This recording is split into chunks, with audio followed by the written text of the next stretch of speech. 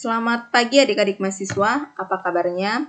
Kakak berharap adik-adik mahasiswa masih dalam keadaan sehat dan masih tetap semangat untuk melanjutkan perkuliahan kita pada pagi hari ini.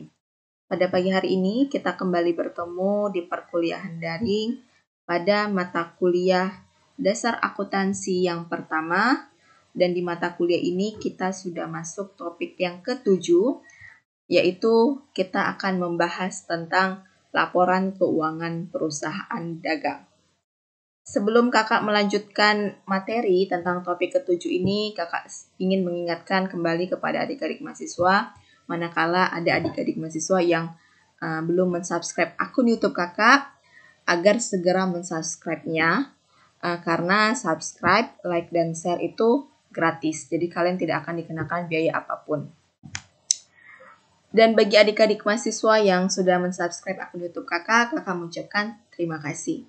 Baiklah, kita akan masuk kepada topik yang ke-7, di mana subtopik yang akan kita pelajari, yaitu yang pertama tentang definisi dari laporan keuangan perusahaan dagang. Yang kedua adalah jenis-jenis laporan keuangan perusahaan dagang. Dan yang ketiga adalah kita akan membahas contoh soal tentang laporan keuangan perusahaan dagang. Pada intinya, laporan keuangan perusahaan dagang dan laporan keuangan perusahaan jasa itu adalah sama, cuman komponen-komponennya saja yang berbeda antara perusahaan jasa dan perusahaan dagang. Baik, kita masuk kepada definisi, di mana laporan keuangan perusahaan dagang itu adalah laporan keuangan perusahaan yang dihasilkan oleh usaha dagang. Contoh dari usaha dagang itu adalah seperti plaza, supermarket, grosir, usaha dagang ataupun perusahaan dagang, dan sebagainya. Adapun jenis-jenis dari laporan keuangan perusahaan dagang, yang pertama adalah laporan laba rugi, di mana kalau dia laporan laba rugi di perusahaan jasa, kita menggunakan single step, tapi kalau di perusahaan dagang kita menggunakan multiple step, di mana tahap-tahap dari laporan laba rugi ini, yang pertama kita harus menghitung terlebih dahulu penjualan bersih.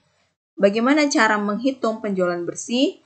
Yaitu penjualan dikurangi return penjualan dikurangi potongan penjualan, itu adalah penjualan bersih. Setelah kita mendapatkan angka dari penjualan bersih ini atau data dari penjualan bersih ini, langkah selanjutnya adalah kita menghitung HPP, yaitu harga pokok dari barang dagangan yang akan dijual. Bagaimana cara menghitung HPP? Cara menghitungnya yaitu persediaan barang dagang awal ditambah dengan pembelian, maka itu akan mendapatkan total pembelian.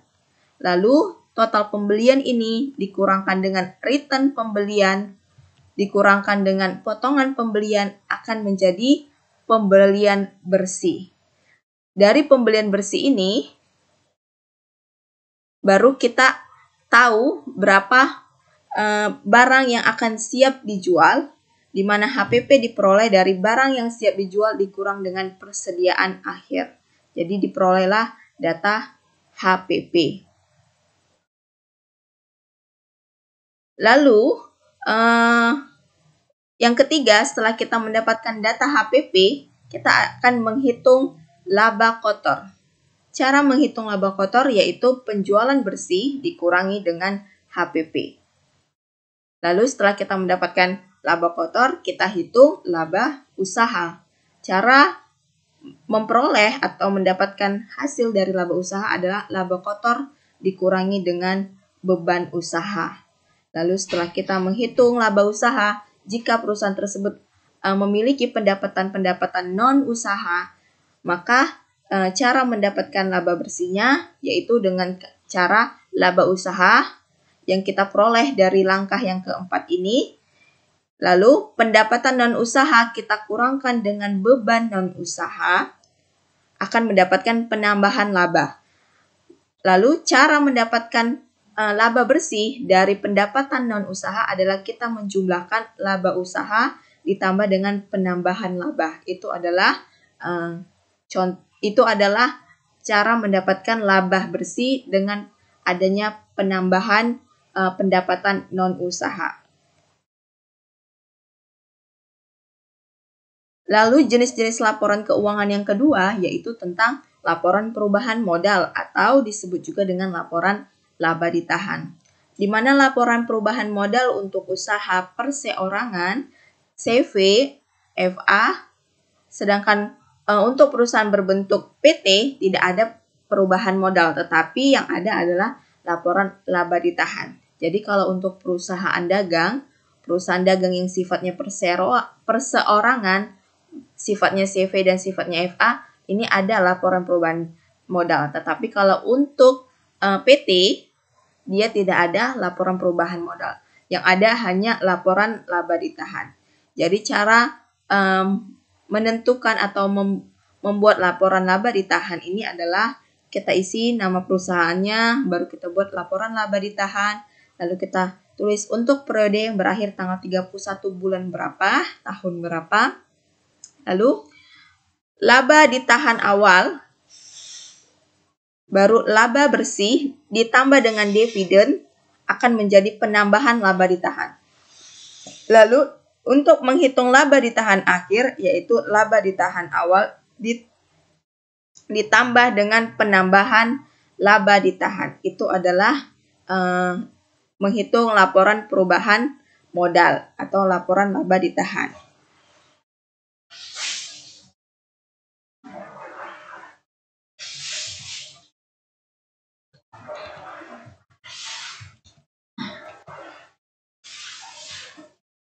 Lalu yang ketiga adalah laporan neraca, di mana laporan neraca ini cara menghitungnya adalah dengan menghitung berapa aktiva dan berapa pasiva. Jadi total aktiva harus sama dengan total pasiva.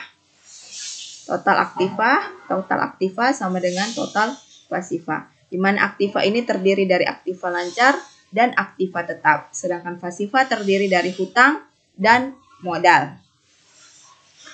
Baiklah, untuk lebih memperdalam adik-adik mahasiswa dalam memahami tentang jenis-jenis laporan keuangan, mulai dari laporan laba rugi, laporan laba ditahan, dan laporan neraca, kita masuk kepada contoh soalnya. Di mana contoh soalnya adalah berikut ini merupakan saldo dari PT Sejahtera bulan Maret tahun 2009. Jadi ini adalah saldo PT Sejahtera selama 1 bulan, yaitu bulan Maret tahun 2009. Lalu dari data ini kita diminta untuk menyusun pertama laporan laba rugi, yang kedua laporan perubahan laba ditahan, dan yang ketiga adalah laporan neraca. Lalu kita langsung masuk ke penyelesaiannya. Yang pertama kita akan membuat laporan keuangan laba rugi. Di mana laporan keuangan laba rugi kita buat PT Sejahtera laporan laba rugi dalam ribuan. Jadi ini itu dalam ribuan. Kalau di sini misalnya kasnya 15 juta, maka karena ini dalam ribuan ditulis adalah 15.000. Lalu kita hitung berapa laporan keuangan laba rugi untuk periode yang berakhir tanggal 31 Maret tahun 2009. Jadi laporan laba rugi kita hitung, di mana format ini adalah sesuai dengan menghitung laporan laba rugi yang ini. Jadi kita pertama tahapnya adalah menghitung penjualan bersih. Kita hitung dulu penjualan bersih dengan cara penjualan dikurang return penjualan dikurang potongan penjualan. Itu adalah untuk menghitung penjualan. Jadi tahap pertama kita hitung dulu penjualan bersihnya. Jadi tahap pertama kita hitung dulu penjualan bersihnya. Jadi penjualan bersihnya kita peroleh dari penjualannya berapa? Penjualan adalah 30 juta di sini karena ini dalam ribuan maka 30.000. Return penjualannya adalah 2 juta. Karena ini dalam ribuan maka 2.000 dikurangi dengan potongan penjualannya adalah 500.000. Maka 30 juta dikurang dikurangi dengan 2 juta dikurangi 500.000 adalah 27.500.000. Itu adalah penjualan. Jadi tahap pertama kita sudah menyelesaikannya. Lalu tahap kedua yang harus kita lakukan adalah menghitung HPP, yaitu harga pokok penjualan.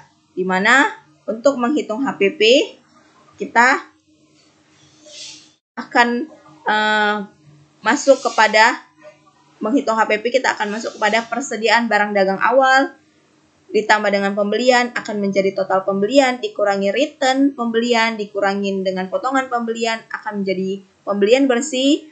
Lalu kita harus menghitung barang siap dijual, di mana barang siap dijual ini diperoleh dari penjualan ditambah dengan pembelian bersih.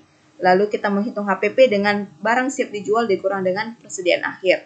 Kita hitung HPP dari contoh soal yang ini, di mana HPP-nya adalah persediaan awalnya adalah 10 juta di sini. Persediaan barang dagangan awal adalah 10 juta. Kita masukkan 10 juta. Pembeliannya adalah sebesar 10 juta juga.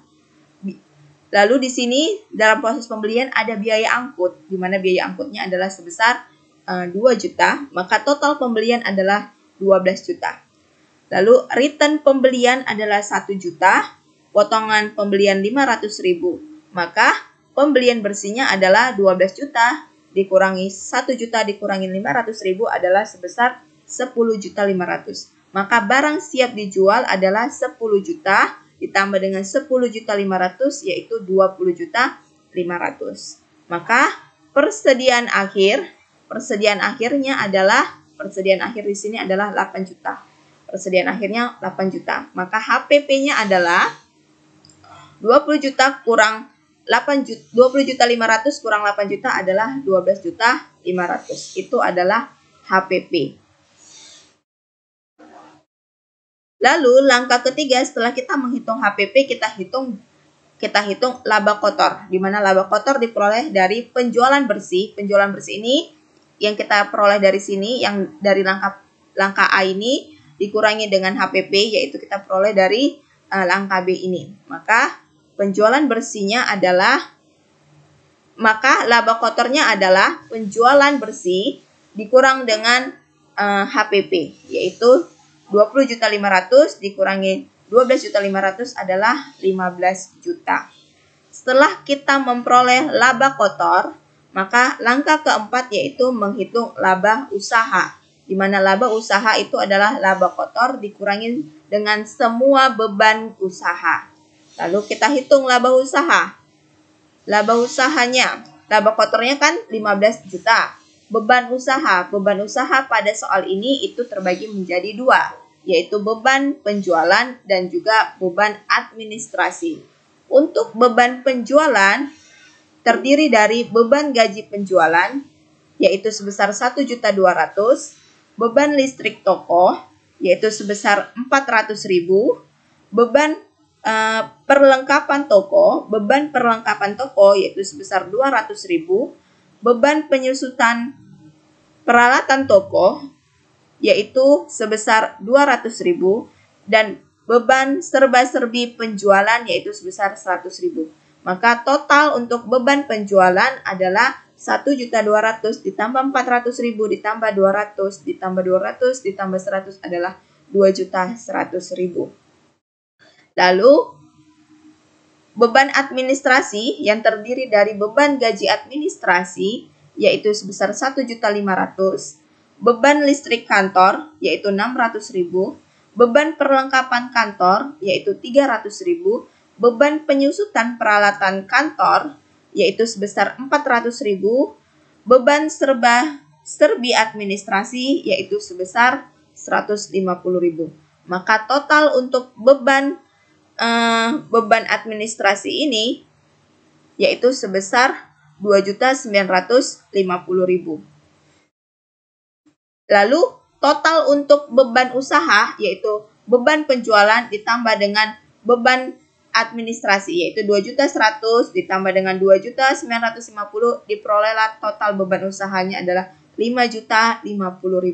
Maka laba bersihnya adalah HPP dikurang dengan total beban usaha, yaitu 15 juta dikurang 5.050, yaitu sebesar 9.950.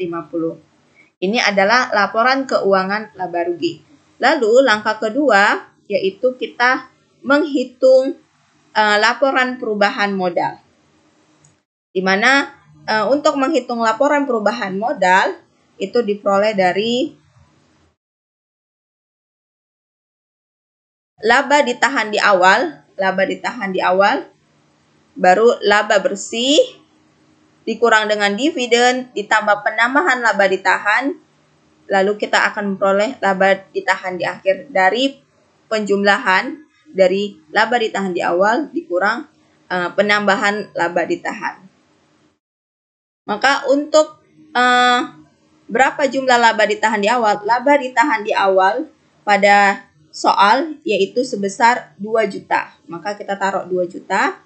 Laba bersih ini kita peroleh dari laporan laba rugi. Di mana laporan laba rugi tadi kita mendapatkan data untuk laba bersihnya yaitu sebesar 9.950.000. Maka di sini juga kita masukkan datanya untuk laba bersih adalah 9.950.000. Dividennya adalah sebesar 1 juta. Dividennya 1 juta. Maka penambahan laba ditahan adalah 9.950.000 dikurang 1 juta yaitu 8.950.000.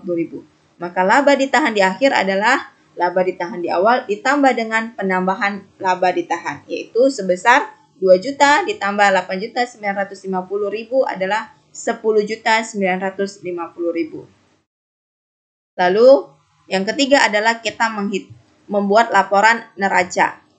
Di mana laporan neraca yaitu besarnya aktiva itu sama dengan pasiva. Di mana aktiva itu terdiri dari aktiva lancar dan aktiva tetap. Sedangkan pasiva itu terdiri dari hutang plus modal. Di mana total aktiva akan sama dengan total pasiva.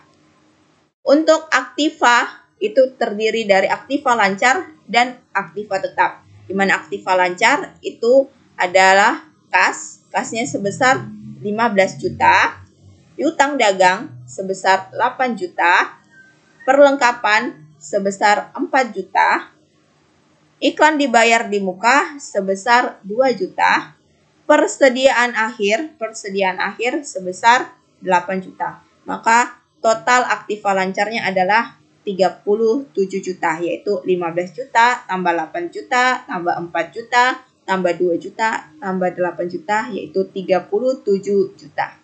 Lalu kita hitung aktiva tetap yang terdiri dari peralatan 15 juta, akumulasi penyusutan peralatan sebesar 2 juta, di mana peralatan dikurang akumulasi penyusutan peralatan ini adalah sebesar 13 juta, yaitu 15 juta kurang 2 juta adalah 13 juta. Lalu aktiva tetap juga ada kendaraan yang nilainya adalah sebesar 60 juta dan akumulasi penyusutan kendaraan adalah sebesar 6 juta. Maka untuk kendaraan dikurang dengan akumulasi penyusutan kendaraannya 60 kurang 6 sebesar 54 juta. Maka total aktiva tetap adalah 13 juta ditambah 54 juta adalah sebesar 67 juta. Maka total aktivanya adalah aktiva lancar ditambah dengan total aktiva tetap yaitu 37 juta ditambah 67 juta adalah sebesar 104 juta. Itu menghitung aktiva. Sekarang kita hitung pasiva. Yaitu pasiva terdiri dari hutang plus modal. Di mana hutang pada soal ini ada dua, yaitu hutang dagang dan hutang wesel. Di mana hutang dagang sebesar 4 juta dan hutang wesel sebesar 2 juta. Maka total hutangnya adalah 6 juta. Modal ada dua, yaitu modal saham dan laba ditahan di akhir. Di mana laba ditahan di akhir ini diperoleh dari laporan laba ditahan. Jadi modal sahamnya adalah sebesar 87.050.000 dan laba ditahan di akhir ini kita peroleh dari laporan laba ditahan, yaitu laba ditahan di akhir sebesar 10.900.000. Maka pada laporan neraca kita buat untuk laba ditahan di akhir yaitu sebesar 10.900.000. Maka total pasifanya adalah total hutang ditambah dengan modal saham ditambah dengan laba ditahan di akhir yaitu 6 juta tambah 87.050.000 ditambah 10.950.000, maka totalnya adalah 104 juta. Dan untuk laporan neraca, total aktiva harus sama dengan total pasiva. Kalau tidak sama berarti ada kekeliruan di situ. Demikian paparan saya untuk topik ke-7 ini. Untuk melengkapi pertemuan kita pada pagi hari ini, ada tugas yang harus adik-adik mahasiswa kerjakan. Di mana tugas yang harus kalian kerjakan yaitu berikut ini merupakan data-data yang diberikan oleh PT Sempurna pada periode Januari tahun 2022. Ini adalah data dari PT Sempurna. Lalu dari data ini kalian diminta untuk menyusun laporan laba rugi, menyusun laporan perubahan laba ditahan, dan menyusun laporan neraca. Seperti biasa, tugas ini kalian kerjakan di buku tugas kalian, lalu kalian terlebih dahulu, kalian scan hasil tugas kalian itu dalam satu format, yaitu format PDF, dan format PDF itulah nantinya yang akan kalian kirimkan ke GC kalian masing-masing.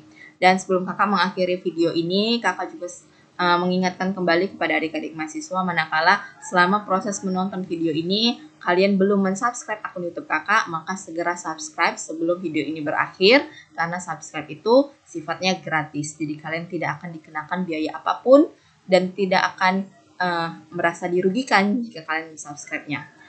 Demikian pertemuan kita pada pagi hari ini. Kakak ucapkan selamat pagi dan selamat beraktivitas untuk kita semua. Dan sampai bertemu pada pertemuan selanjutnya.